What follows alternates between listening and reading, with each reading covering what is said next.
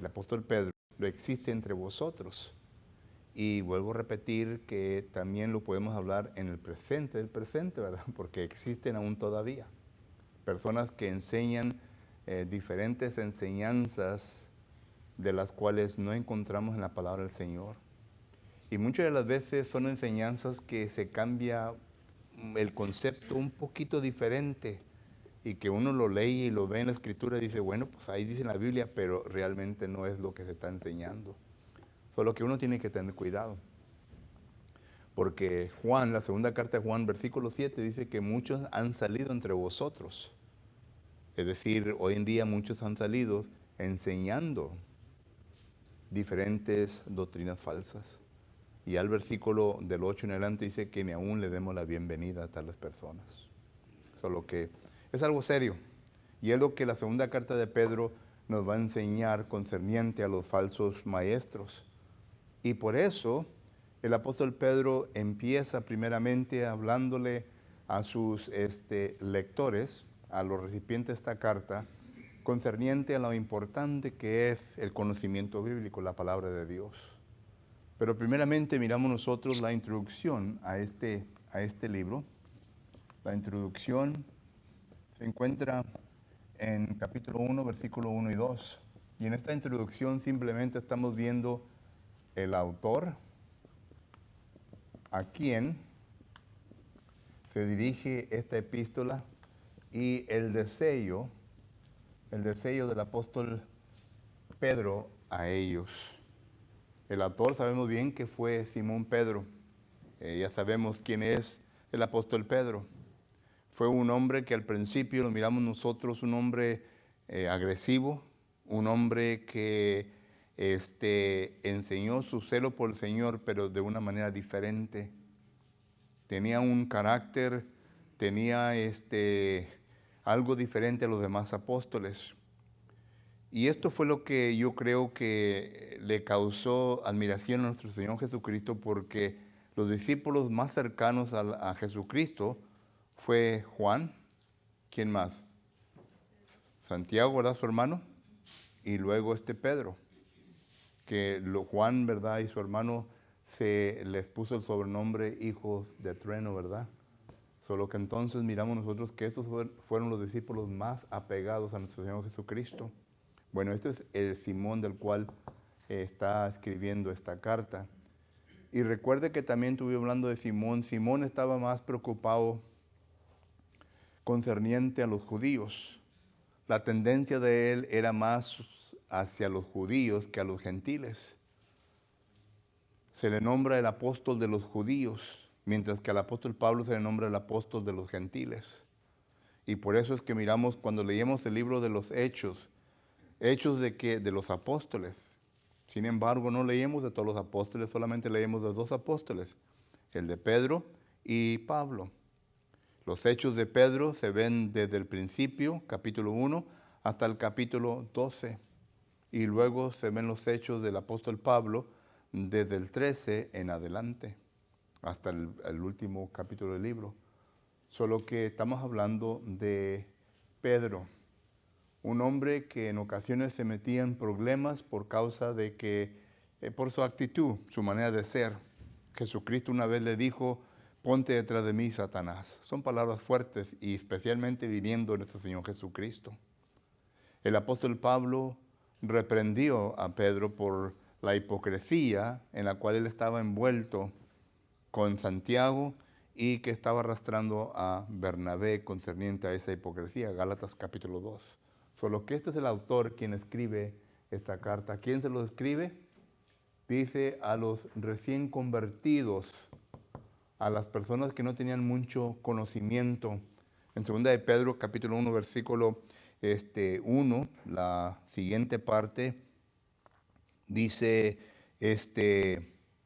a quienes habéis alcanzado por la justicia de nuestro Dios Salvador Jesucristo, una fe igual preciosa que la nuestra.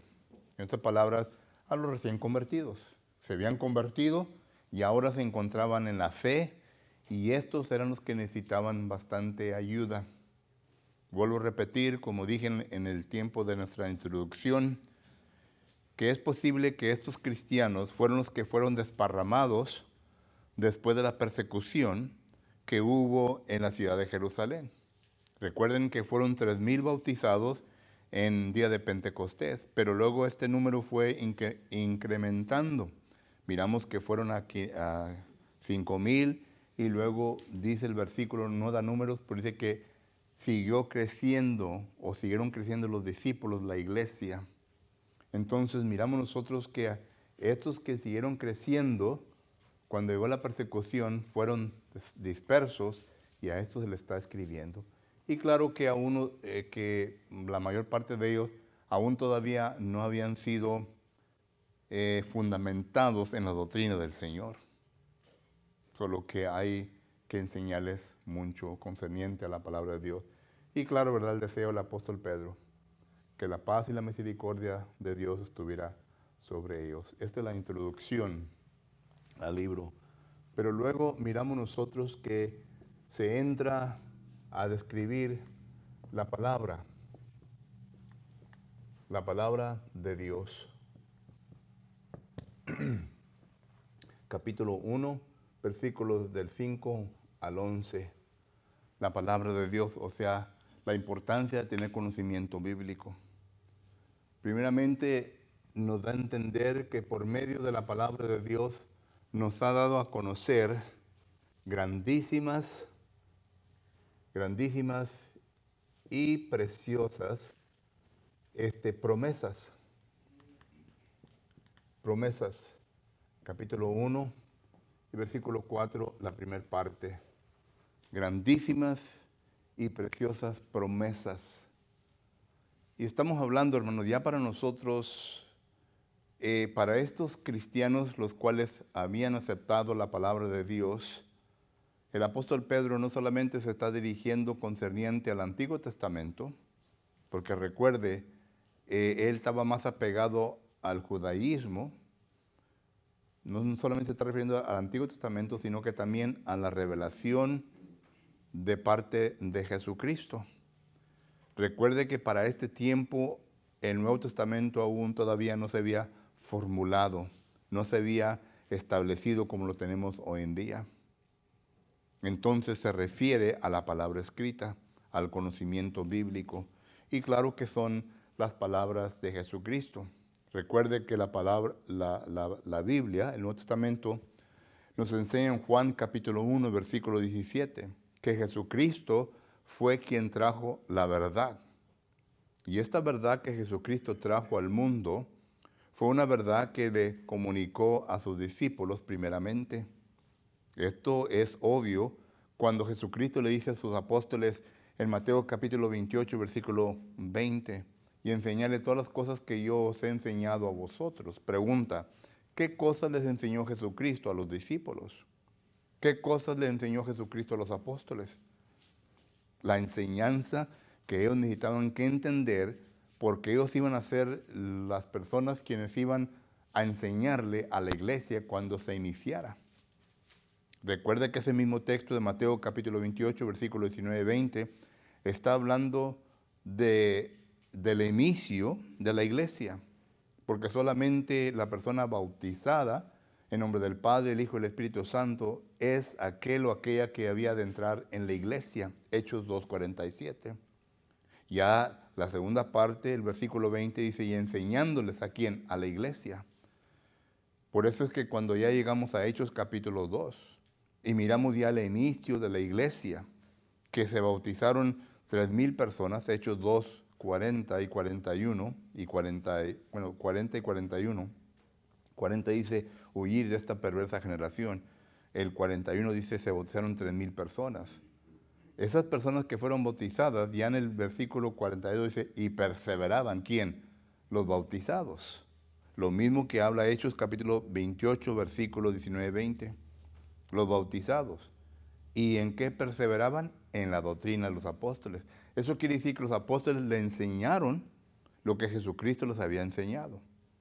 Solo que esta enseñanza, tanto el Antiguo Testamento como el Nuevo Testamento, vienen grandísimas y preciosas promesas que Dios nos ha dado a cada uno de nosotros. La pregunta para para mí y para usted, ¿entendemos estas promesas? ¿Sabemos a cuáles son las promesas que Dios nos ha prometido? Los mandamientos. Bueno, el apóstol Pedro le dice que la palabra de Dios, ahí en la palabra de Dios se encuentran estas promesas. Segundo, miramos nosotros, ¿verdad? Que dice ahí, ¿verdad? Que la palabra de Dios nos enseña en cómo podemos ser participantes de la naturaleza divina.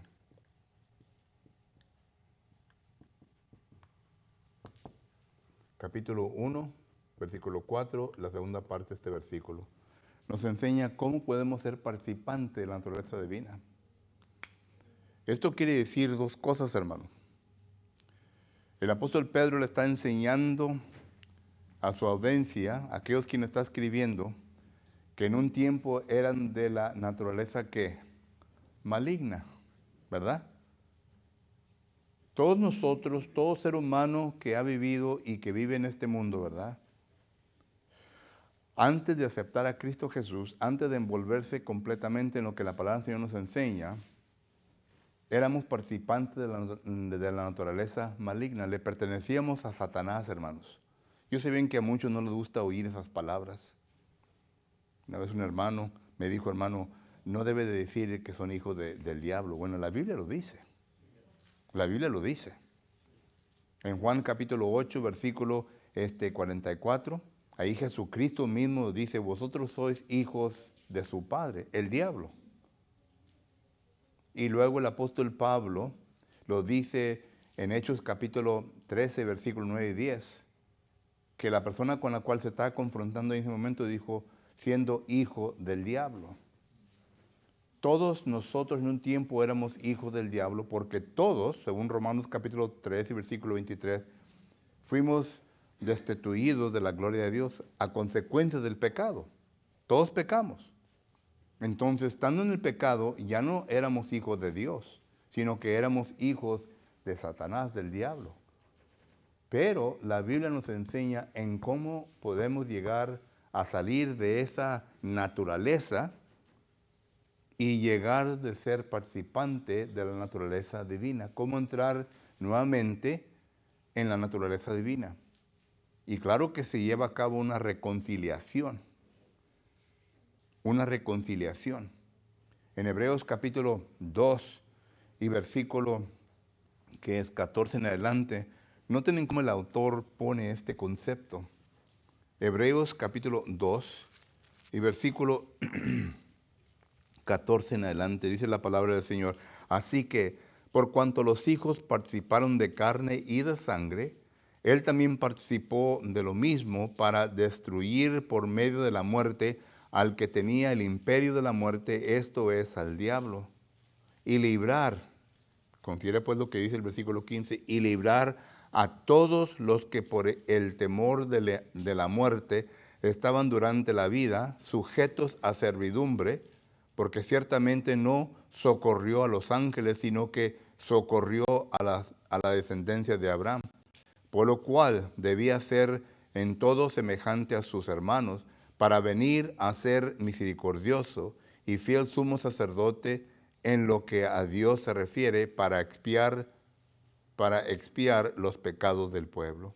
En otras palabras, Jesucristo tuvo que venir para poder reconciliar al pecador con Dios. Y ya sabemos, ¿verdad? Por medio de la sangre de Cristo Jesús, ya sabemos lo que se envuelve, el bautismo, etc.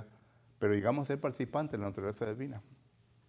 Recuerde que cuando entramos ya en Cristo, primera de Timoteo capítulo 2 y versículo 4 nos dice que Jesucristo es el mediador entre el hombre y Dios. Entonces, cuando el ser humano entra en Cristo, aquí está Cristo, aquí está el pecador, y cuando uno entra en Cristo, ya entra en la presencia divina, porque Cristo es Dios.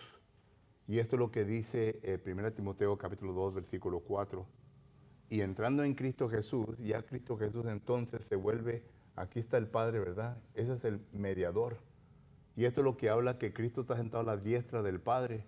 Él es el que, nuestro abogado, Él es el que viene a defendernos.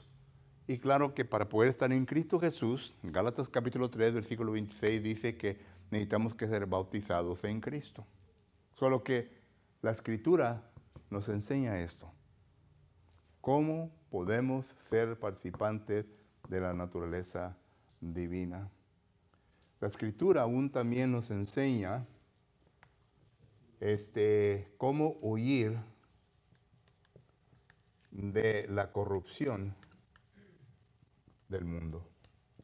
Algo importante que pienso yo que debemos entender es que todos somos criaturas de Dios, porque todos fuimos criados por Dios, pero solo los que hemos aceptado a Cristo como nuestro Salvador venimos a ser hijos de Dios. Correcto.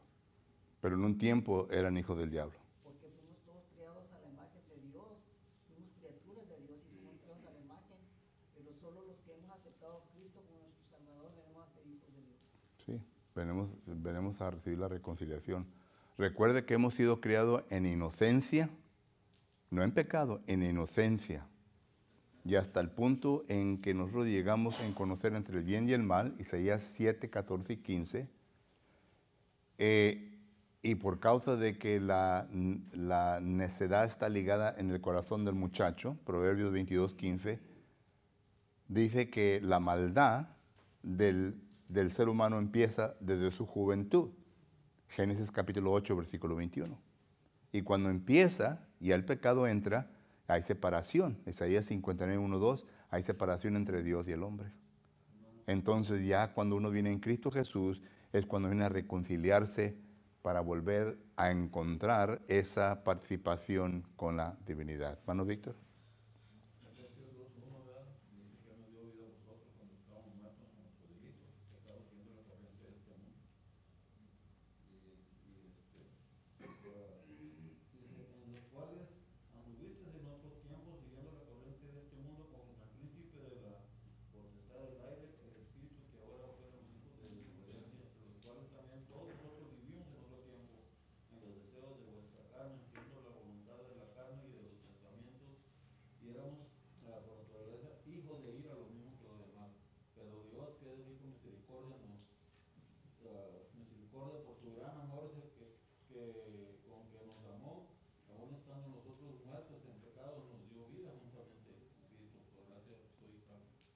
Efesios 2, del 1 al 6. Y es lo que habla, ¿verdad? De esto, lo cual nos pone aquí, ¿verdad? Dice ahí, ¿verdad? Que siguiendo que la corriente de este mundo. El mundo, hermano, no tiene nada bueno que ofrecernos. Ya hablamos un poco de esto en la mañana. El mundo solamente tiene corrupción. Es todo lo que es corrupción. El mundo no nos ofrece nada bueno. Lucas capítulo 8, versículo 14 nos explica lo que el mundo nos da. Nos da afanes, nos promete riquezas, ¿verdad? Nos promete placeres, pero todo eso es para nuestra destrucción. Nada es apetito para lo espiritual, sino que para la carne. Sí, la riqueza es materialismo, ¿verdad? Y Jesucristo dice mismo, ¿verdad? Dice, ¿qué sirve si el hombre gane todo el mundo, ¿verdad? Y pierde su alma. ¿Mande? Sí.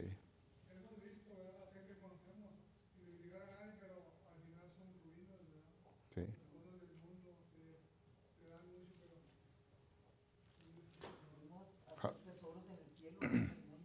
Así es. Howard Hughes, que fue el hombre más rico de este mundo, murió, ¿verdad? Murió en miseria. Y teniendo todo el dinero, ¿verdad? Disponible. Y así pasa con las personas que tienen todo el dinero, ¿verdad? Pero en algunos de ellos no hay felicidad, no hay tranquilidad. El mundo, el dinero no les ha traído esa satisfacción. El dinero no puede satisfacer lo que el hombre interior necesita. El hombre interior necesita la paz de Dios, ¿verdad? Necesita la tranquilidad, necesita el compañerismo con Dios. Porque al final de cuentas, con Él vamos a ir. Y vamos a ser juzgados. ¿Ok? Solo que en la palabra de Dios nos enseña cómo huir de esta corrupción. Pedro le contestó a la gente que preguntó, varones hermanos, ¿qué haremos? Y noten lo que le contesta, huir de esta perversa generación. Y claro que la respuesta, ¿verdad? ¿Cómo? Versículo 38, arrepentidos y bautícense cada uno de nosotros. Y claro, Colosenses capítulo 3, versículo 1, buscar las cosas ¿de dónde? Ahora lo acabo de decir, de arriba. Las cosas de arriba. Hacer tesoros en el cielo. Solo que esto es lo que la Escritura nos enseña. Y por último, en esta parte, ¿verdad? De 5 al 11, miramos nosotros que la Escritura nos enseña cómo llegar a la madurez cristiana. Y de esto hablamos un poco en la mañana, ¿verdad? Capítulo 1, versículo 5 al 11. ¿Cómo llegar a la madurez cristiana? En esas virtudes de las cuales se mencionan ahí, versículos que todos nos aprendimos de memoria. Poner toda diligencia, añadiendo a vuestra fe virtud, a vuestra virtud conocimiento, a nuestro conocimiento ¿qué? Dominio propio, a nuestro dominio propio, paciencia, a la paciencia, piedad, a la piedad, afecto fraternal, y al afecto fraternal, amor. Así es. Y este versículo 8, ¿verdad?, nos da a entender que nos lleva a la madurez. Porque no nos va a dejar sin fruto. Pero mi punto es, ¿verdad?, que son escalones. Y me pregunta usted en esta noche, ¿verdad?, ¿en qué escalón se encuentra? ¿Se encuentra todavía en la fe? En la fe. Es lo que dice Santiago. Dice, si todavía te encuentras en la fe, el diablo tiene fe. ¿Y piensa que va a ser que salvo el diablo? El diablo no es salvo. La fe no nos va a salvar por sí misma, sino que tenemos que añadirle. Y tenemos que añadirle que conocimiento de la palabra de Dios. Porque el Señor nos ha llamado a cada uno de nosotros, hermano, para ser ¿qué? Maestros. Hebreos capítulo 5, versículo 12. Ya pues debería de ser maestro y todavía tiene necesidad de los rudimientos, de las primeras cosas. Y el cristiano tiene que crecer. Por eso es que cuando los líderes de la congregación no desafían la mente de uno, ¿verdad?, pues no vamos a crecer, vamos quedando en mismo y vamos a estar siempre con las mismas cosas, Pero hay que caer en cuando, como dice el apóstol Pedro, ¿verdad?, hacerle saber las cosas básicas para que no se los venga a olvidar. Pero no siempre estar sobre estas cosas y estudiando, ¿verdad?, sobre el bautismo y estas otras cosas, sino que hay que seguir adelante para que podamos crecer. Y esto es lo que enseña, ¿verdad?, estas escaleras: la fe, la virtud, el conocimiento, el dominio propio, etcétera, se va. Solo que, ¿en qué escalón me encuentro yo? ¿En qué escalón se encuentra usted? Hablando de conocimiento, y yo sé bien, hermanos, que usted va a contestar, bueno, ¿es imposible llegar a todo el conocimiento de la Biblia? Sí, es imposible. Sí, es imposible llegar a todo el conocimiento de la Biblia. Pero podemos tratar, ¿verdad? Hay avances que podemos lograr en nuestra vida. Yo les aseguro, hermano, que estos versículos de memoria que ustedes están aprendiendo están un poquito más avanzados que otros cristianos que no se aprenden nada de memoria. Y yo sé bien que no se va a acordar palabra por palabra, pero se va a acordar en qué libro está, se va a acordar lo que dice, el texto dice, y lo va a andar buscando hasta que lo encuentre. Se va a acordar. Hay que avanzar en las cosas del Señor, y esto es lo que nos lleva a la madurez. Porque recuerde, Dios únicamente usa a los maduros, hermanos, para cumplir su propósito. No puede usar a un niño en Cristo. No puede usar a un recién convertido. No lo puede usar. Está contento que hay un recién convertido, pero no lo puede usar. No puede usar a un niño en Cristo. No puede usar a un hermano carnal. Necesita que usar a los que son espirituales. Y como ustedes mismos lo declaran por decir, ¿verdad? Bueno, es difícil para llegar a la madurez. Son muy pocos los que han llegado a ese punto. Pero se necesitan. Porque ellos serán nuestros ancianos, ellos serán nuestros diáconos, ellos serán personas, ¿verdad?, que nos van a predicar, que nos van a enseñar, etc. La iglesia necesita. Y la iglesia en este momento carece de esos. Porque el mundo, ¿verdad?, tiene un poquito más apetito que lo que tiene la palabra del Señor. La ambición del cristiano debe ser de llegar a este punto. De llegar a ese punto y de poder enseñar la palabra de Dios. Solo que el apóstol Pedro dice, esto debe ser la meta de cada uno de ustedes a quien les está escribiendo. Y debe ser la meta también de nosotros. Ya entonces miramos nosotros que viene el tercer punto de este capítulo. Y déjenme orar porque se me acaba el pizarrón, hermano. El tercer punto, y al tercer punto, el apóstol Pedro, hablando de la palabra de Dios, y ahora viene a presentar lo que él personalmente ha recibido de la palabra de Dios. Recuerden que el apóstol Pedro, él creció. Recuerden que las palabras claves de estos dos libros es la palabra epinosis y gnosis. Son palabras griegas. Epinosis y gnosis. Este es un conocimiento completo, maduro. Y este conocimiento, ¿verdad?, es un conocimiento que se obtiene por medio de experiencia. Se está uno recibiendo conocimiento por la experiencia por la cual está pasando. Aquí envuelve la aplicación del conocimiento de la palabra en la vida de uno, y lo que está aprendiendo está llegando al gnosis, al conocimiento. Epinosis, ya un conocimiento completo. I've done that, I've been there, I've done that en inglés, ¿verdad? Yo ya lo he hecho, ya entiendo, ya comprendo, ya lo puedo explicar bien este concepto. Es el concepto del cual habla las cartas de Pedro. Solo que Pedro está hablando de que él ya recibió conocimiento de parte de la palabra, de parte de Jesucristo. Y primeramente dice, ¿verdad?, recibió conocimiento. ¿Y qué conocimiento recibió?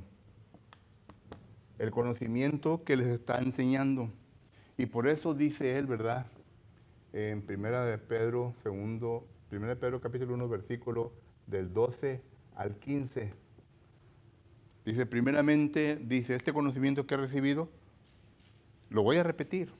Y se lo voy a enseñar constantemente hasta que ustedes lo lleguen a entender. Por eso, ¿verdad?, es buena repetición, para que se pueda entender. Pero Pedro dice, noten lo que he recibido yo de este conocimiento, que voy a morir pronto.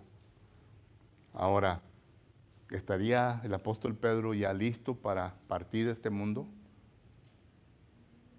No sabemos exactamente cómo murió, pero hay comentarios que dicen que Pedro fue crucificado con la cabeza hacia abajo porque no era digno de ser crucificado como su Señor Jesucristo. No sabemos dónde, posiblemente fue en Babilonia donde ya hemos explicado, posiblemente fue en otra parte, pero Pedro dice, voy a morir. Esto lo menciona en el versículo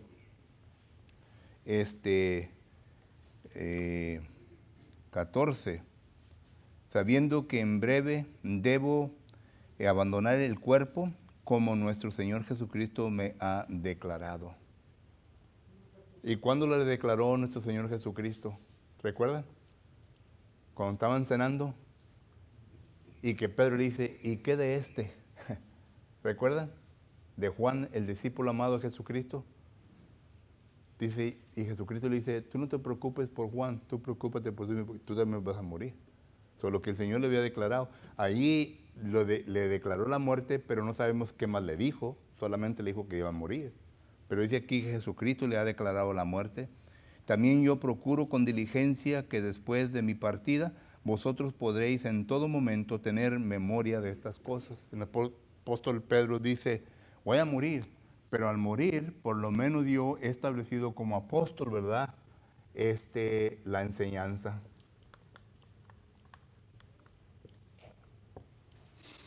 Y la enseñanza era una comisión que tenía todos los apóstoles, ir por todo el mundo enseñándoles estas cosas, que guarden estas cosas. Y yo estaré con vosotros hasta el fin del mundo. Solo que la enseñanza, el apóstol Pedro dice, yo no he rehusado de enseñar lo que el Señor me ha enseñado. Solo que él en breve da a entender el propósito por el cual él recibió este conocimiento.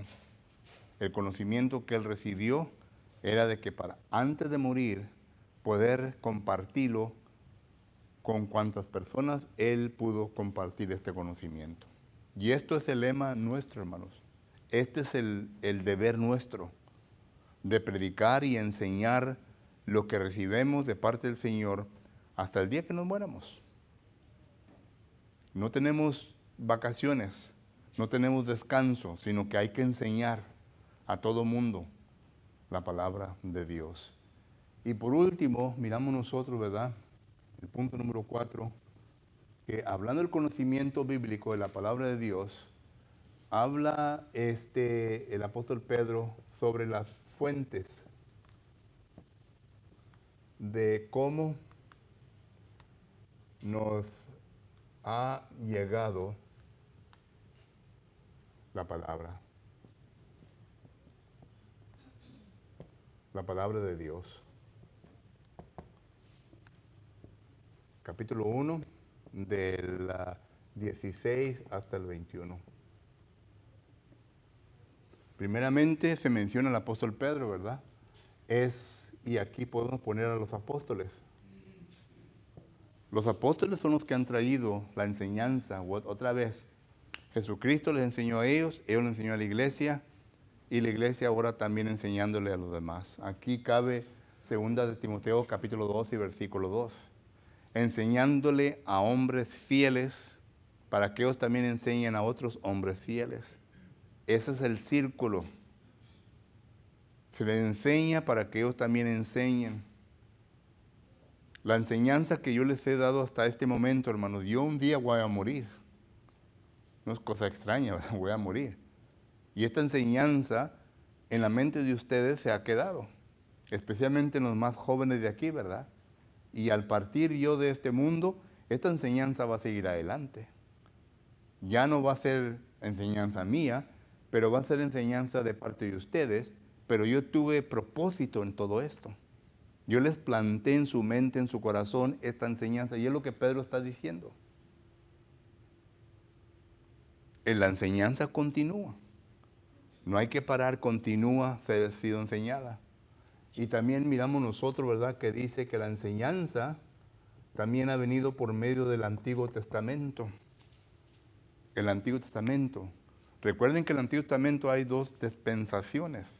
La dispensación patriarcal, en donde Dios dio ley a aquellos a cuales Él escogió, a aquellos los cuales vinieron a formar pueblo de Dios, empezando con Abraham. Génesis capítulo 12, versículo 1 en adelante. Dios le dio ley durante esa dispensación. Por eso cuando usted lee Gálatas capítulo 3 y versículo 19, considere pues lo que dice el apóstol Pablo.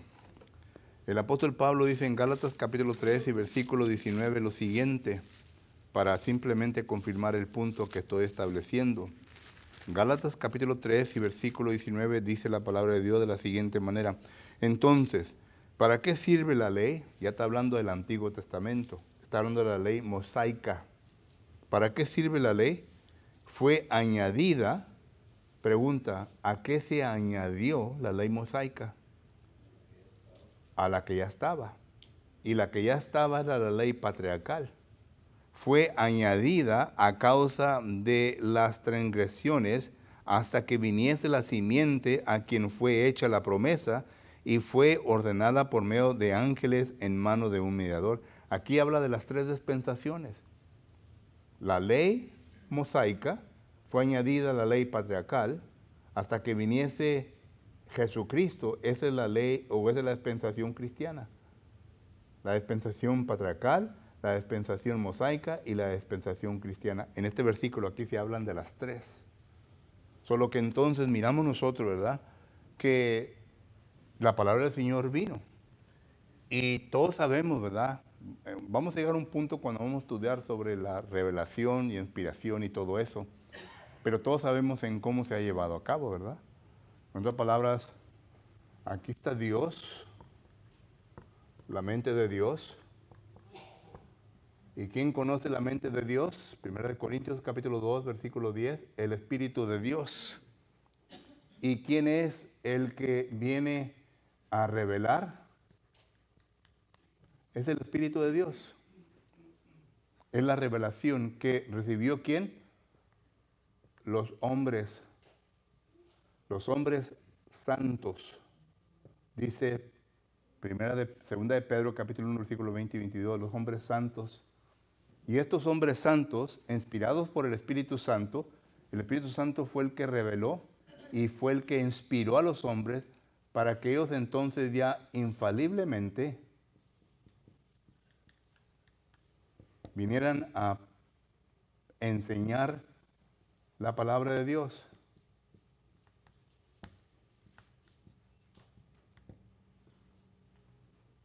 De la mente de Dios a la mente del ser humano, sin error, porque el Espíritu Santo ya está en control de todo esto. Viene a inspirar al hombre y la inspiración es una inspiración plenaria, que quiere decir que el hombre tiene su carácter, tiene su naturaleza, tiene todo. El Espíritu Santo no viene a manipular al hombre, sino que le viene a ayudar para que infaliblemente cuando hable la palabra del Señor, que sea pronunciada, que sea enseñada sin defecto. Que venga a ser la palabra de Dios. Y es por esto que no hay ningún error en la palabra de Dios. Muchos han dicho que hay errores y han tratado de destruir la palabra del Señor, pero en la palabra del Señor no hay errores, hermanos. Desde el libro de Génesis hasta el libro de Apocalipsis, 40 hombres escribieron lo que nosotros tenemos ahora. Y desde Génesis hasta Apocalipsis no hay ningún error. Ningún error. Tampoco, ya.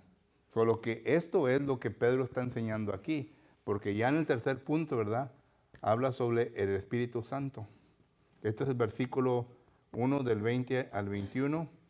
Esto es de 1 de 16 al que es 18 y esto es 1:19. Ahí está hablando de todo eso. Esa es la palabra de Dios. Este libro que nosotros llamamos Biblia es un libro sin defectos. No hay ningún defecto en él. Y muchos se acusan, ¿verdad?, que este libro no es un libro perfecto, pero es un libro perfecto. Cuando llegare lo que, 1 Corintios capítulo 13, versículos 8 y 9, cuando llegare lo perfecto, entonces se dejará, ¿verdad?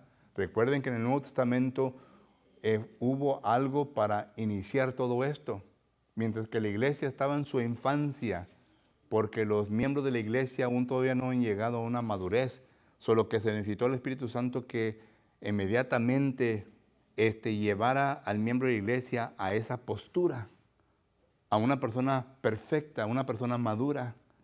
Y por eso se le impusieron las manos a diferentes miembros para que ellos pudieran hacer el trabajo que se necesitaba que hacer. Ahora, ya que hemos estudiado suficiente, hay hombres que tienen la capacidad para poder enseñar a otros y perfeccionarlos. Ya no se necesita el espíritu milagroso. Solo que esto es lo que la palabra del Señor nos enseña.